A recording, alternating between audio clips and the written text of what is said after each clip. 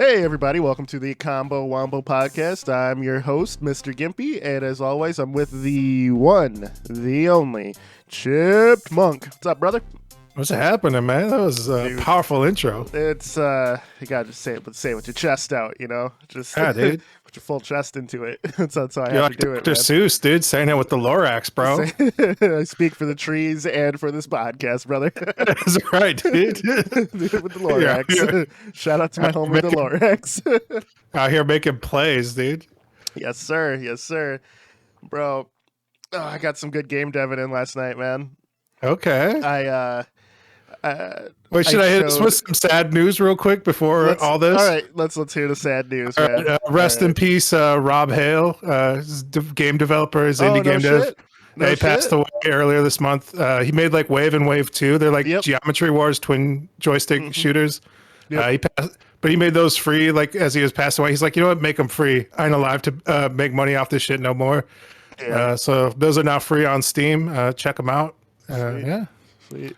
Rip, man. Where did that come out? Like Twitter or something? His family posted or something? I read it on PC Gamers, like an article there. So yeah, and his like family, his partner CJ was posting all this, made it all free. Followed up on the last wishes, man. It's unfortunate, but you know, we all gotta go out sometime, brother. It's true. It's true. Yeah. Rest in peace to Rob Hale. It's. You know, before I get into what I've been doing, take the wind out of your sails. Yeah, right. Let me just my best life. You got the sniper lined up. You got the. Let me take let me take the puppy out back and put it down, dude. It's he just old yellered me right away in the morning, dude. Fucked me up. Yeah, dude. Let me take a swig welcome. Here. It's the same shit my mom always does to me. So I'm always like, don't tell me any news. I don't want to know. Cause she always just hits me with like the worst shit possible. She's like, let me tell you about like, cause she's old. I feel like old people, all they do is watch the news. Last time I saw your mom, I walked in, I was like, hey, what's going on? You know, I gave her a hug and everything. And then she goes, and then she just says the most depressing shit I've ever heard in my life. And then she follows it up with a joke. And I'm like, well, this is just roller coaster of emotions right here. Yeah, dude. It's just how it goes, man. It's my family, dude. Yeah, dude. It's that DNA, dude. All right, exciting game dev news you got going on, man. Yeah, man, I got some good deving going last night. So, my kids they're playing on their tablets, right? And I was sitting next to them on the laptop, just coding away. Yeah, you've been working on that game for them, right? The Infinite Runner. The Infinite Runner, yes. So they finally looked at it. And I was just working on the level layouts, you know, because I'm making it auto-generate, but I was making like a handcrafted level just to see how everything is working. And my son looks over, he goes, what are you playing? I was like, no, I'm making something, you know? So, yeah, dude. you know, I showed him that. And then I pulled up one of my old projects, the color matching game Saturation, if you remember that. And I showed my son that, and actually he got addicted to it. I showed it to him, right? And I showed him how to play, and it took him like 2 or 3 tries before he really got into it. And then he's just like matching colors. You know, it gets faster and faster as you match colors. And when you start losing lives, the phone screen starts cracking, you know, just as a visual cue. So at first he's like, I broke your phone. I was like, no, you didn't. And I was like, look, it's the game. And then he goes, that's cool. So he just loaded it back up and it just kept trying to beat his high score. So, you know, that was my first, like, so I've made like small games before, right? And this one was all like shout out Sir Solace. So when we first started learning Construct 2, he goes, well, what are some game ideas we can make, right? And I was like, okay, we had a platformer idea and 2 puzzle game ideas. And then I was like, I always wanted to have like a matching game where it's just just pure adrenaline rush, right? And I laid out some ideas. I quick wrote it down. I was like, well, I'll work on it before we can work on this tomorrow when I wake up and we'll go to bed, right? And so I was like, all right. He's like, all right, cool. He's like, I'm gonna stay up for a bit. So I ended up going to bed and I woke up. This is back when we lived together. And I woke up. He's like, hey, bro, I made that game you were talking about. I was like, what the fuck? And it took him like a night, right? So he learned the program, learned all that, and then I was like, and it was basically my idea, right? And then we tweaked it during the day, and and called it done. This is just like a learning thing. And it turns out it's like one of the most fun like shit on our first project, right? I always want to go back to that and remake it and make some multiplayer for it. And seeing my son play it and get legitimately like invested in it, yeah, man, was fucking awesome. So should make it, bro. I think that's what I really enjoy about Construct too, was like how fast you could prototype out something where it's like, we kind of touched on this last week on the podcast where I was like, I got to the point where I'm adding in like a weird ass movement mechanic. And I'm like, I'm not sure if this is actually going to be fun. Cause I know for me to get this to a playable state, it's going to take me like another week of working on it to even begin to like prototype and like test out like the feel of the game. Whereas like if you're like working in Construct 2 or something, like you can like just drop in like a movement mechanic and then like have like the bare bones of it. Like it's like an empty skeleton. It's like like not everything's there, not all the systems are in, and like maybe not everything's exactly how you want it, but like you can start iterating and testing on things like really fast. Yes. Rapid prototyping for sure. And I mean like something like Game Maker as well is made catered to for rapid prototyping. You just have to learn the basics. And I think like just because Construct 2 is the first thing I've learned, that's probably like the fastest still to this day for me. But I made a point to learn Game Maker and just kind of stick to it because I like Game Maker's porting ability, and I like the like multiplayer suite. If I ever choose to make a online multiplayer game, you're talking about it, man, with your match game, bro. Yeah. So like I said, man, seeing my son play it, he will have no idea how much that touched me. I stopped what I was doing and just watched him play it. It was the biggest. You're like the Grinch, bro. Your heart grew three sizes today. Yeah, I'm a fucking doctor now because I'm dying. Die, dude. Of wholesomeness. Right. If my heart being warmed too much. They're like, no, actually. Icy. Yeah, right. No, it's like an X-ray of the. Yeah. But yeah, dude, it was awesome, man. It was awesome to see. And my daughter played it as well, and she enjoyed it, but my son really took a shine to it, And then my daughter was asking questions about the game I'm working on, starring them, and then she's like, hey, you didn't put our faces on, because right now it's just like a placeholder thing. And I was like, well, you guys, I'll put you guys in last, It's like, this game has to work first, I was like, well, I'll make it so it'll just be me and you guys can show me exactly what you want to do. I already have the run cycle in. Are you gonna do like Mortal Kombat, where it's like them like in the front of the green screen? Are you gonna do something like that? Not that well, because they don't stay still. It's ridiculously hard to get them to stay still for pictures. But I was just gonna take. Can't you like do like video? Just their head, have like an animated body. I already have a girl body and a boy body, and I was gonna take a picture of like the profile view and their like straight on view, and a couple of like smiles and like screams and stuff like that. And use like a cartoon filter over it and outline it and just make it look a little like them, but like kind of that cartoon style. And so I already have their. It'll look good because I mean I've done the same thing for myself before, and people are all like, "Oh, it's lazy." It's like, no, but I'm making it for my kids, so who gives a shit, right?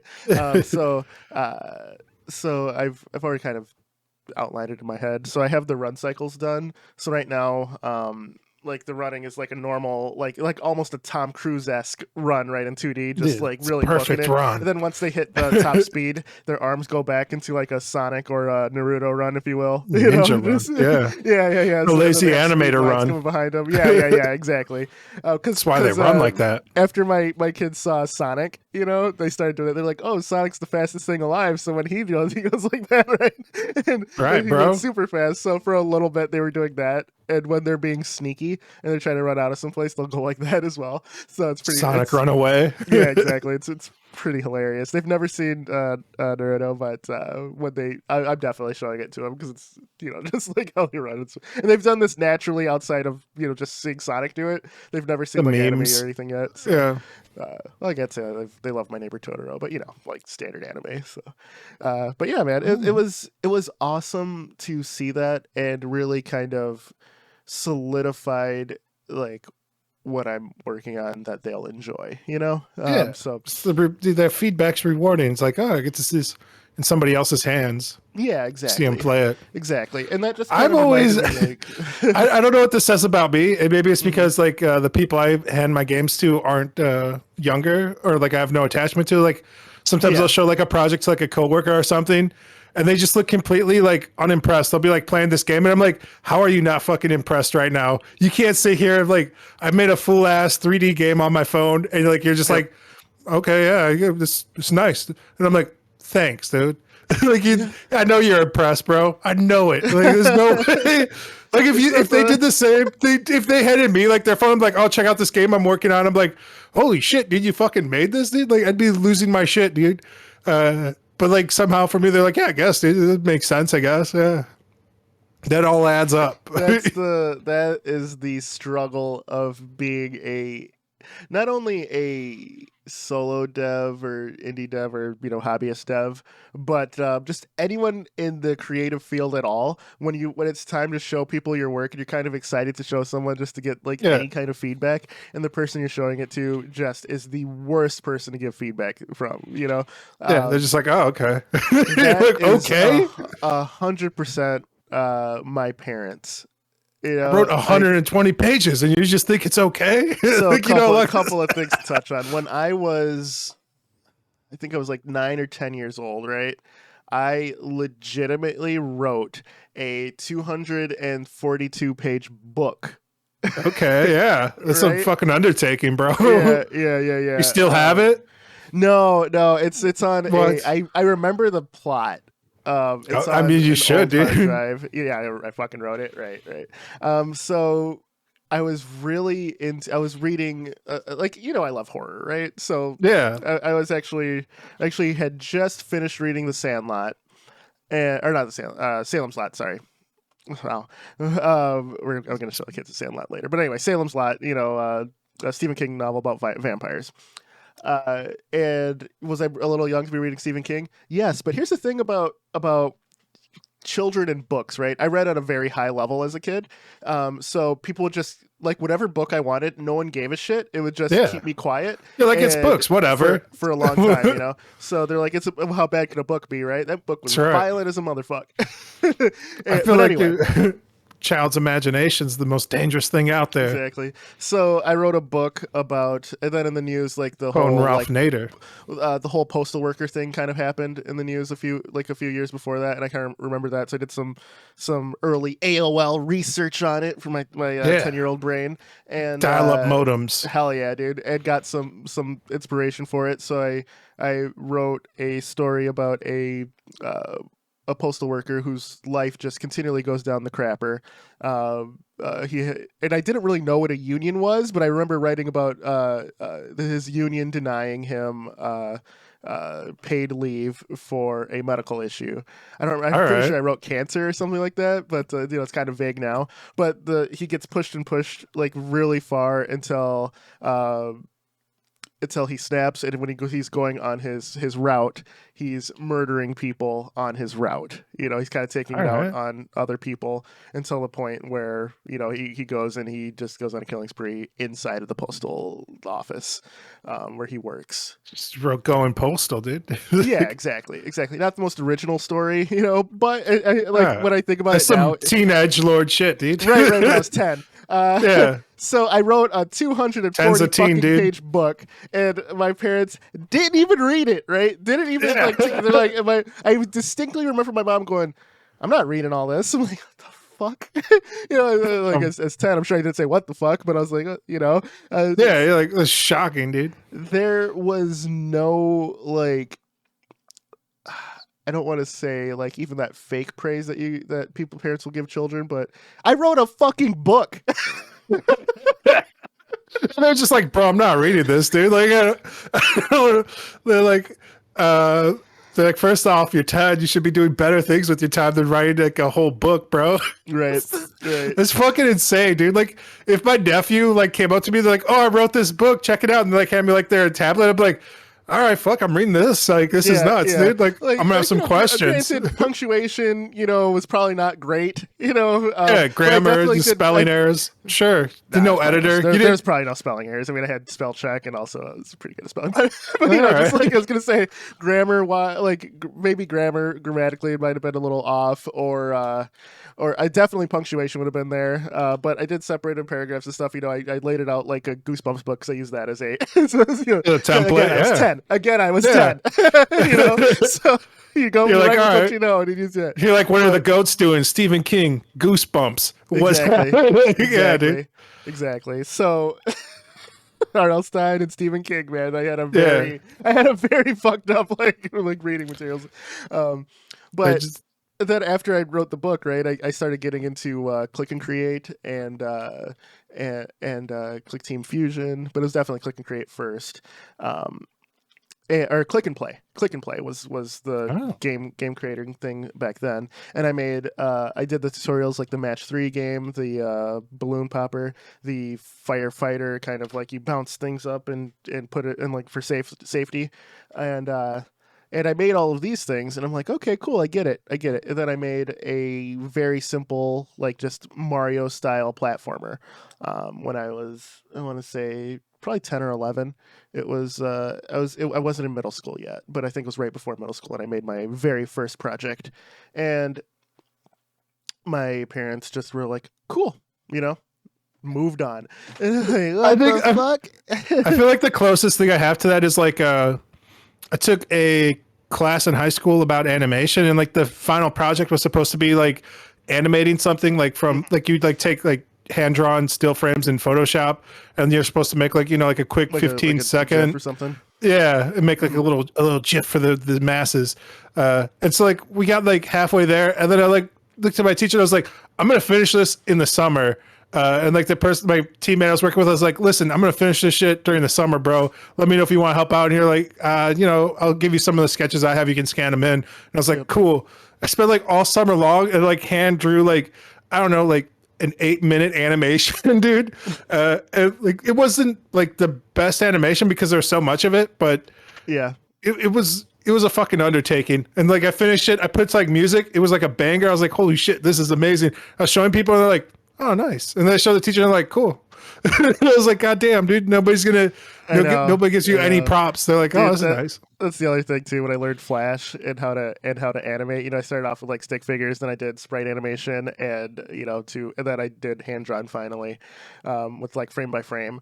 And no one, like before I met like my now friends, even the friends that I kept to this day, and then like meeting you, Professor, and stuff like later in life and things like that, really fucking like, and every other people with the same creative mindset that I have, if not more, was way better for that. Like seeing you guys do shit, or me, Professor, and Sir Solace made a Flash animation in high school for a project where we were talking about like old gods and stuff, like mythical gods or whatever, and we used Raiden dancing to Thriller, creating the earth, like that was one of the most fun projects. We both kind of split each side of it, and that was the one time where I made something where I was just like, okay, that had a pretty good reaction, so yeah. So going back to my initial point, seeing people actually appreciate your work is something that will keep you going, so I think for the solo devs out there, for the hobbyist devs,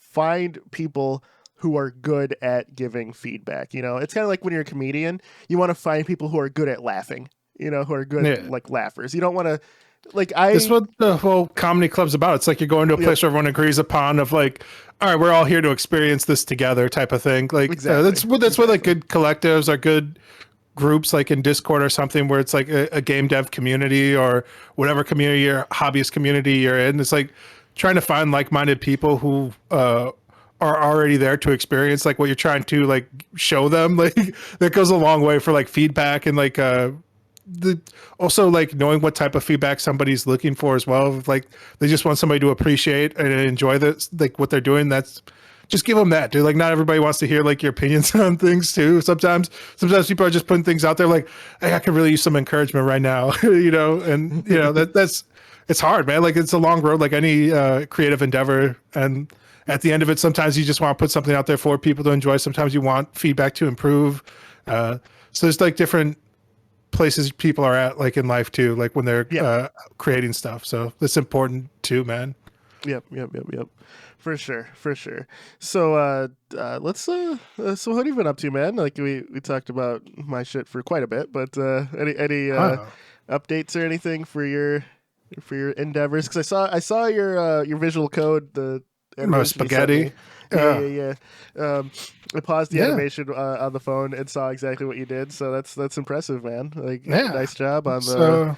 That's real code. That's real stuff. Real stuff really works. Yeah. I've been learning like Unity's visual scripting, and like I complained a little bit about last week. I'll complain about it again this week. It's like some of the stuff in there, like it'll shoot out errors, and I'm not sure if it's a bug on my side, like I'm not using the right thing, or if it's a bug on their side, because it's like still fairly new. I think they've only been working on for like 4 or 5 years, like their actual visual scripting input. Yeah. And like I know like some of the tutorials I've watched like that are older, they're like, yeah, this is a bug. You just have to like set a null reference, and then it'll figure it out at runtime. And so there's stuff like that in there. There's like something to suppress the visual side or the logging of that a specific bug, because I've done that for work. It's like this. It's something that uses like an older, or it calls on an older version of the stack we're using, and it just doesn't exist anymore. So instead of like, someone should remove that, but that's not my job. My job is just to tweak shit to make it work. So I'm like, and we suppress that, and we're good to go. There's stuff in there that I feel should be in there. Like if you want like a line break or a new line, like it doesn't respect, like if you write like a C# line break, which I think is like just like a backslash or something. Instead, you have to go in and like generate the code for that, like in the nodes. So you have to go into like preferences and then like click in like new node, and then like type in like a line break, and then it'll find it. And then like you add that, and then you have to concat a line break in, which is fucking weird. Which is, concat's just like adding two words together, 2 strings. Okay. But you have to string in a line break. But it's weird stuff. Visual programming is weird, man. It becomes like a Cthulhu-esque noodle monster. Right.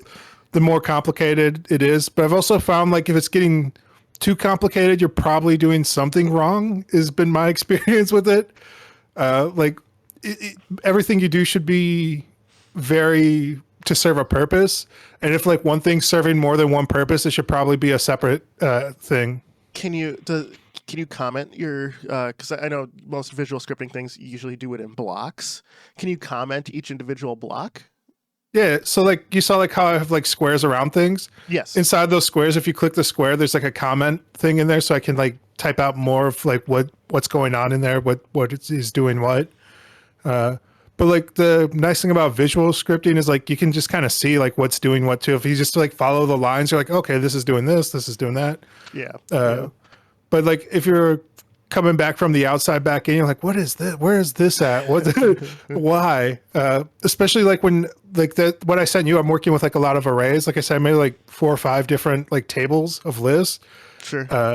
And they're not all like 3 of them are like on the scene, and like 2 of them are locally. So it's like sometimes it calls on like a scene list, sometimes it's using a local thing. It's a bit of a hard way to do like an easier thing, which is like so now I'm like dabbling into scriptable objects as like the next thing, because I kind of got a grasp on on the list, and I'm just going to build out like a list of scriptable objects, and each of those will have like the other list inside of those. It's going to be a list inside of a list, dog. The problem with scriptable objects, and like people say it's like a positive, is like at runtime, whenever you change a scriptable object, it actually changes the scriptable object. And unless you build it, like when you build it, it doesn't do that, which is weird. So like I was like having a thing where I was like deleting, like I made like a deck of cards, and then like I was like deleting things from there as you would do. You're like, oh, I'm discarding these cards actually. Yep. And then like after I stopped the runtime, I was like, all those cards are gone from my editor. It's like I was like, why the you got to put it literally deleting it. Yeah, you gotta put it in a different array that's not called or something. Yep. Okay, that's funny. So speaking of which, into our next topic, tutorials. Let me take a a quick note here. All right, so with the tutorials, you just bought a course on Udemy, right? Yep. So let's yeah. so the thing I want I kind of look at like Spoilers. Udemy is like I haven't actually used it yet, but I have used like 1 or 2 Udemy courses in the past. Like I didn't finish them because they're kind of bad.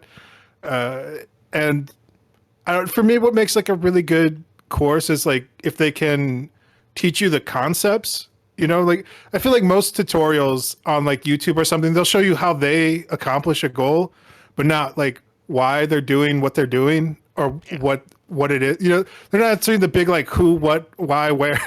They're like, oh, just do this and this. Like a lot of it feels almost like a typing course more than a programming course, where it's like just type what I type. I hope you got good words per minute, boys. Let's go. And it's like, all right, now you're gonna want to do this, then this, then this, and it's like, yeah, why am I doing this, then this, and what does this do to that? You know what I'm saying? Like, some explanation, you need dude. The bigger picture behind what you're doing, right? Okay, gotcha. Yeah, and like I don't know, it's something I've always struggled with is like getting the more abstract concepts with things like. And I'm finally starting to figure things out now, just from learning so much over a course of time. Like I have a bigger body of knowledge to draw from to understand like the bigger concepts on why something is done the way it is. Whereas before I didn't. But yeah, there should be some degree of mastery if you're trying to teach something. Right, right. I find the like what are the like Code Academy, Udemy, and then there's one other one that's a normal like tutorial site, Skillshare or Unity, something, right? Yeah, Skillshare has one. Then like Unity and like GameMaker and stuff. Yeah, like, has Unity their has own like a learning branch, and yeah. Unreal also just launched one this last year. Yeah, the knowledge base, right? Yeah, for like their blueprints and stuff. Right. I find that in terms of like GDevelop has one on their site. Oh, do they? Okay. Yeah, it's pretty good. In terms of a like course, like for me, I feel like I might be showing like my age, but I absolutely hate video learning, like using like a YouTube. I hate it. I've told you this in our text chain, but I read faster than people can talk, and I'm always trying to skip ahead. And people are like, "Oh, watch it at 2 times speed." Sure, but I mean, then if they're showing something on the screen, it's like, okay, now I have to like actually pay attention and all that shit. If you're reading it, your body will naturally pause on like an example or as you're doing it, and you can go back. Yeah, to like block of text. There's like a couple of blogs I found that I was looking at for like scriptable objects that are laid out exactly for somebody like you, where it's like, here's a little paragraph, here's an example of the code, here's another paragraph, and it's like explaining like one-to-one on like what they're doing. I'm like, this is nice. Yeah. Yeah.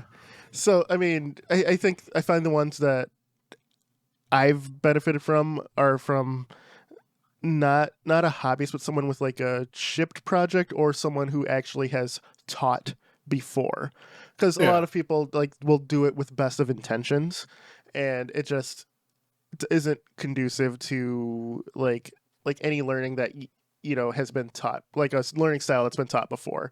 I find that's why the reviews are a great metric, but I think the course reviews have gotten a lot better on all of these sites. Really, the only thing I haven't used Skillshare before. I'm not sure how it is, but it seems to be getting. It seems like they'll take anybody on there. Anybody. Yeah. And like that, like you said, like it's really nice if there's an ability to leave feedback for like a course, like how well it is, because like.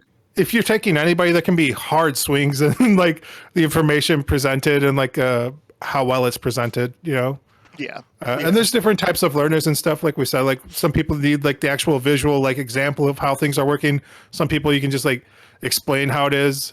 Some people need like a worksheet to like work along with like what they're doing. Some people need like drills and examples. Like I know that was Code Academy used to suck, and then it got better. So much better. Yeah. Like the drills are underrated as fuck. Before like the drills were just trash, dude. Like that's what made me quit coding for a while. Like I tried that and I got like a couple months in, and then like I got stuck on one of the drills and it was early and like there was like no help. It was like, well, this is where your adventure ends, bro. Like you're too fucking stupid to figure this out. And I'm like, God damn it. Or like it was like you don't have the exact answer we're looking for based on like, what we've programmed into this website. Yeah. Yeah. I think that you know, one of the things that people have asked me before, the people who I've showed a project for and are actually show some interest, and they ask for like some backstory, right?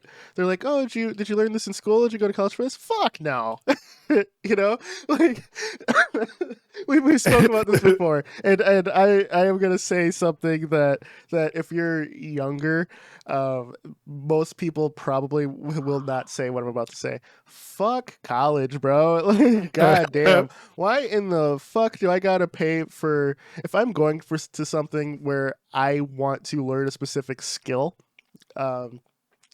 Why in the fuck do you need general credits? Like basic like math, reading, and all that bullshit, writing. So here, why? It's just basically a big fucking scam. It is. They're basically used car salesmen. All right. So you can just sign up for whatever courses you want and just take those. You don't need to take everything else. Yeah. But you won't get the degree. And like, but when you go to sign up for one thing, they're like, so we're going to set you up like on this program. You need all these credits. Just be like, no, I don't want to do it. I'm just taking this class. And like a lot of classes you don't have to pay for. You can just be like, oh, I just want to listen in or whatever. And like, whatever it's called. There's a name for it where it's like, oh, I just want to take like a cursory glance at like this course. So you can go to a lot of like college courses for free. Like you can just go to them and listen in and do everything except get like a grade for it, like a grade that actually matters. But like you're still learning the thing, So at a certain point, it's like just go eavesdrop on the courses you want to learn for whatever skill you're trying to develop. Right. And then like worst case, like if it's something you enjoy, like you'd be like, all right, I'll sign up for them. And then you can test out of a lot of classes as well.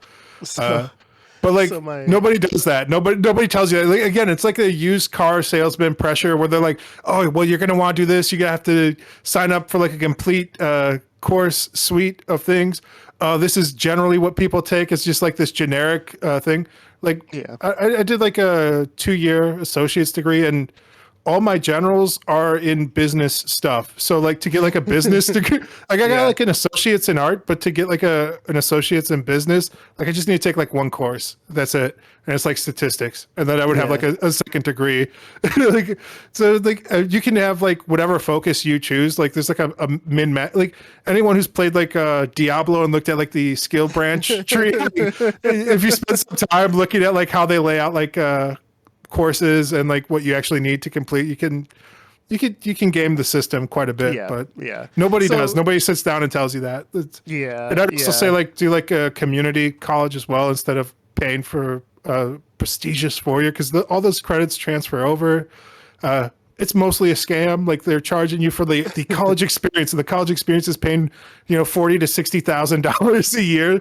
Like, dude, come on now. So and that let me I said the big thing that people are like, what the fuck? I went to college. I loved it. Right.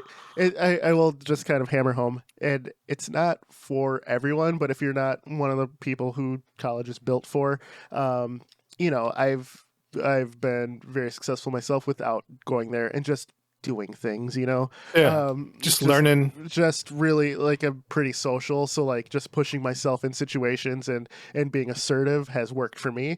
It definitely won't work for everyone. My wife looks at me and she goes, how in the fuck are you doing this? And it's like just really much bulldoze my way in, hustle. And like my wife is one with she has 2 associates, like a certificate, and now she's gonna have her bachelor's in like a few months here in like 3 different fields, right? So she's done the college thing for quite a bit. She got the used cars salesman upsell on what to do.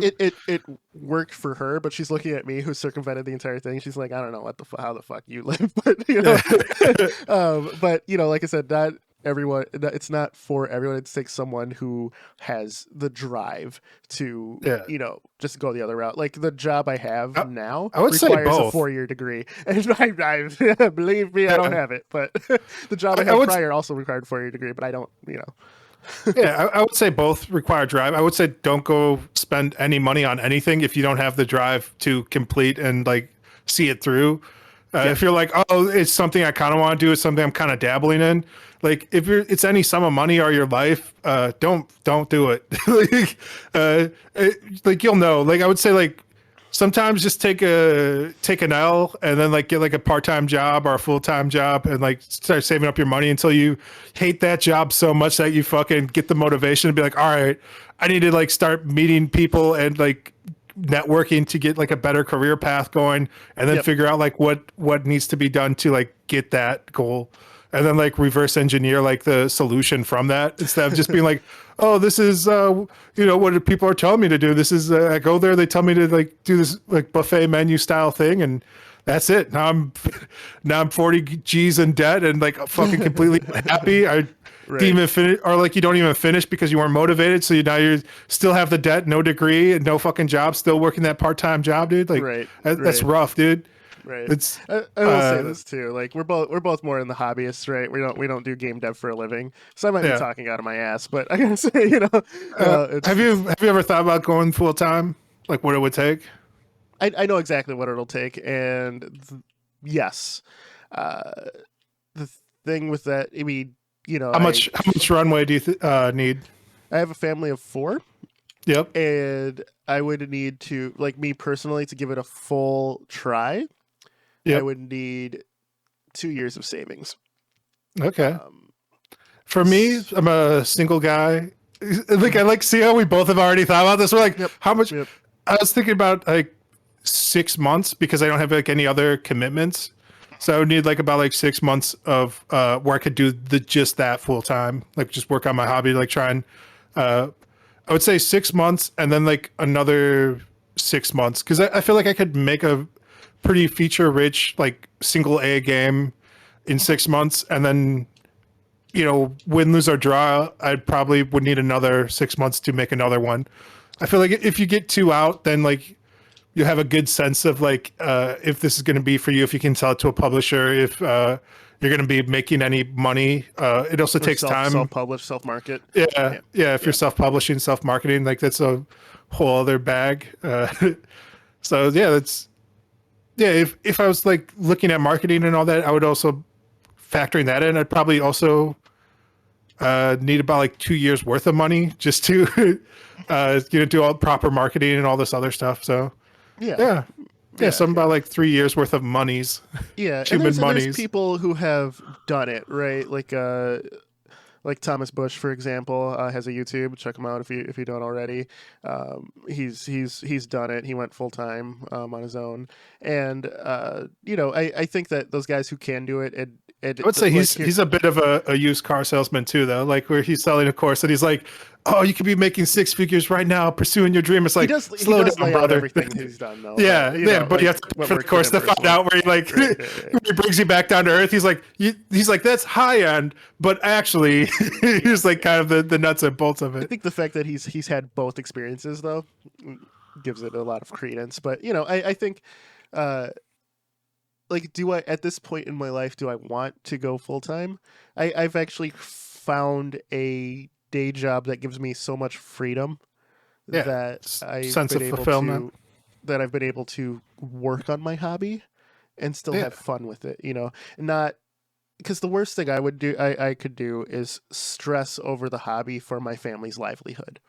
Yep, it wouldn't be fun anymore if get serious business. Like exactly. You're like, oh, this ain't no game, dude. My kid's got to eat. Like, exactly. So it's like life, son. Healthcare, especially if you live in the United States, like that's a big fucking expense, dude. So that's like the thing that I thought about most. I'm like I can make the mortgage payment for sure. I can do this. I can do freelance work and make ends meet that way while doing this. But I've managed to land in such a nice gig where I can still do it. I don't think that I would go full time at this point in my life. I think that now that I have a lot more time and leeway, I could see myself completing bigger and bigger projects and selling those and seeing how. I'm kind of in the same boat where I'm at the point where like I want to do bigger projects, so I'm trying to meet like other people to like collaborate with at this point. Yeah, but I don't see it being like, oh, I just want to like run like full steam ahead on my own. maybe later on in life, because it's been my experience that things have just getting like easier and easier to use, and like the software is getting better and better, which is a pro and a con. Where it's like at some point it's like everybody can make a game, then at another point like everybody can make a game, bro. Like so like they were talking about like the indie apocalypse and stuff, where it's like a lot of people or like, oh, I could be making six figures. I'm just gonna throw out this like trash game I made in a weekend from a tutorial, and I'm gonna be raking in the dough. And then they're like, oh, it's sold 0 copies, and also there's like 100,000 other games being launched every single day now. Yep. It's like the so like we upload this pod on YouTube, right? And we definitely get more listens from just the podcast portion versus the visual portion. Yeah. And it's like you upload into the world and you hope for the best, right? Obviously, there's marketing and stuff too It's a that you can void. do to I help think it's it, like 4 but it is a million void. videos Right. uploaded daily on YouTube, Right. bro. So it's like it's putting your game up with no marketing or anything. It's the exact same thing. Like there is a chance that no one will discover it, and Ever. that's the daunting task, and that's where marketing, social media, like networking connections comes across. So I think a lot of people who try the solo dev thing are like, you're by yourself for so long that if you're not talking to anyone, you don't have that social aspect, like you need someone to market your shit for you. Yeah. That's like the one thing that I could see that a lot of I've been on forums where people have made very fucking polished games by themselves, right? There's this one guy on our game dev that will remain nameless, because I think he has gone back to like regular, like normal jobs, right? Yeah, dude. Just because he wasn't cutting it. But he tried to go the full dev, and despite his game being very good, like legitimately polished as hell, like no real game breaking bugs, he put it for sale and then had to release it for free because he got no marketing. The only thing he did was post on our game dev and go, here, try out my game and share it with anyone else you like. The problem with that is that was the only marketing he did. Yeah. He It's didn't the big participate in any marketing game push. jams. He didn't participate in any like indie game showcases or anything like that. Even And like that's where game he jams, fell dude. short. Like tried out the like Game Maker's Toolkit one. There's Yep. like 60,000 submissions, dude. So it's like even that, even if you finish, I think there's like half of the people have even finished. It's like you're still buried. Like you have to like go network and actually play other people's games, leave like feedback for people, so that way hopefully some of them will like come and check out your stuff and like leave you feedback too, and you can keep like growing or taking your concept to another level. But yeah, it's like community networking, like it takes time though, and it's like if you're trying to like really full steam ahead and like work on a game full time, like you're looking at 40 hours minimum just for the game development, and then probably like another 10 15 hours a week just like networking to like try and marketing and shit. Yeah. I it's a lot goes into that, and I think when I got hired for my current job, they made a very good point, because it's like as most people know, it's hard finding good help, right? Just that's like the general idiom of life, and in all of my previous employees that I've truly cared about, outside of retail, I don't think I gave a fuck about retail. I was always a jack of all trades, someone who dabbled in everything, master at nothing, like that. But the thing is, when you're doing that and then you're relied upon for so many things, you tend to move up in the world and then focus on one thing, right? When I got hired at this job, they're all like, oh yeah, you did all of this shit. We know all you did. We only want you to do this one thing. They're like, if you get bored, you want to branch out, we're okay with that, but by no means do you have to do this. And my other employees, I've had to do that. For the company to survive, I had to do that. For this one, everyone is like on the ball, right? And I'm thinking of that from game dev, right? If you're a solo dev, you have to be a jack of all trades. If you're not, make friends. If you're an introvert, push past it, man. Like if you're an introvert, have an extroverted friend. There's a couple of buddies that I have who have definitely used me to help them get foot in the door in other industries. So I've been that like extroverted friend for people, and I think Middleman. that's yeah. Um, it's I like to say, get yourself a wingman, wingman, Yeah, wingwoman, whatever you want, it's definitely harder right now because of like hmm the everything's still kind of being locked down. Not as many like public meetups, not as many True, conventions and stuff going on. true. So yeah, I mean, there's always going to be trials and tribulations, though. That's the thing, and like you have to like hmm work around it. You have to you got to make those first steps to reach out and like connect to a bigger community of like-minded individuals for whatever you're trying to do, like if it's career or uh, hobby development, personal development. Like, uh, you know, I think what we're saying is like don't get bamboozled into like any courses or fucking paying for like some schooling you don't want. Like, really reverse engineer like what you're after, and then like the path that you like.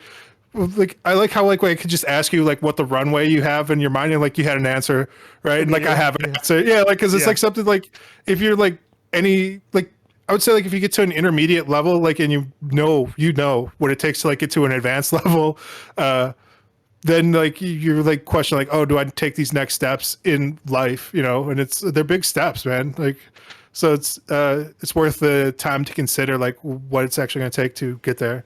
All that being said, man, I have not used that Udemy course yet. I did look at the reviews and stuff, bro. I'm gonna do it. What is really upsetting to me though, because I was like, I'm gonna be a good student. I'm gonna take some notes. I need a notebook. I was looking for a notebook that has like page numbers, and they don't fucking exist. They go from like $4, and then like ones with like a table of contents and like page numbers are like $22, dude. It's a scam, dude. You're paying for yeah, Yeah, right. yeah. Like, how much more would it have cost them to? Like, I don't understand how come that's not standard on notebooks. Is like to have page numbers. Like, it seems like if only there was a numerical system to look up like my notes in a fast, efficient It's manner. it's interesting. My previous boss used to work at a paper mill. Yeah, Um, you saying it's a scam? no, no, no, no. It's like college entrance, There is actually a big paper holding us down. there's actually a huge fucking just issue with printing certain types of paper styles. Like something as adding a number on that. If that paper facility also like processes the pulp and stuff, you need like an entire fucking building just for that style of paper. If that style of paper doesn't sell like that much, why are you devoting this big fucking wing to this exact thing, So Yeah, it goes smaller, and that, or some paper mills will just not do that. Or like people who just get like regular sheets of paper or like lined paper, they'll have to have a printing press to just put the numbers on, which cost effect, like it doesn't work. So I was actually pretty impressed by something as mundane that you don't think about what goes into making it, such as paper, on how much actually goes into it. So, just I to. mean, I get it, bro. It's Mhm. hard. But I'm saying it should be standard, dude. Like it should Yeah. be unacceptable to send out notebooks to people without like a page numbers and a table of content, dude. That should be basic, dude. That's basic life. Like Are you the I feel type of like person we're who can't use digital notes? Like even if you have like a I'm, tablet with like a pen? yeah, I've tried, man. I've used like OneNote and stuff, which is like hmm Microsoft solutions. Yep. Uh, it's okay. I don't really like it. I don't even like Trello and stuff. It's the Like I have like feel, right? yeah, like I have a whiteboard here that I use right now, but like I need something for like notes. Sitting down doing notes. When I'm working on coding stuff, I Somebody sent me legitimately the moleskin, dude. They're like, just buy this moleskin. It was like $280. I And legitimately use post-it notes, dude. This is like when I was working out before across stuff like daily guides and yeah, stuff. I use legitimate post-it notes. yeah. So My friends sent me like the digital moleskin. They're like, oh, just get this. It solves all your problems. And I was like, it's $280. I only paid like $40 for these courses, bro. Like, I don't know, like if that's the best, most soundest investment. So. for sure. With the time we have left, just kind of final thoughts on. So I'll give you mine. I think tutorials are great. And like I said, like the college route definitely wasn't for me, but it exists for a reason. It's not just to Yeah, make money, even though it's it's a big tried part and of it, true. but it's a tried and true method. Um, But it's not the only method, I wanted to say. And I think that if you know what type of tutorial works for you, go out and seek those. Like game deving, like we talk about a lot about playing games, because definitely we play games too, but we also want to make them, and it's a life entertainment balance, creative, versus just having fun. And like anything in life, it takes time, and you just can't be afraid of the time that it'll take. That's my thought on it, man. Be committed. And before we wrap up, let's talk about the elephant in the room. Chip's virtual background. No, this is just a Discord basic background, bro. I just left this on. Oh man, I was waiting to see when we did our intro if you'd mention it, and then nope, you're just slowly drinking your drink. And man. Coffee? You had an energy drink with me. You were being a degenerate with me. Did you grab coffee? Yeah, dude. I got an energy drink. I got coffee, dude. Like I'm this fucking 400 milligrams of coffee don't do nothing for me, dude.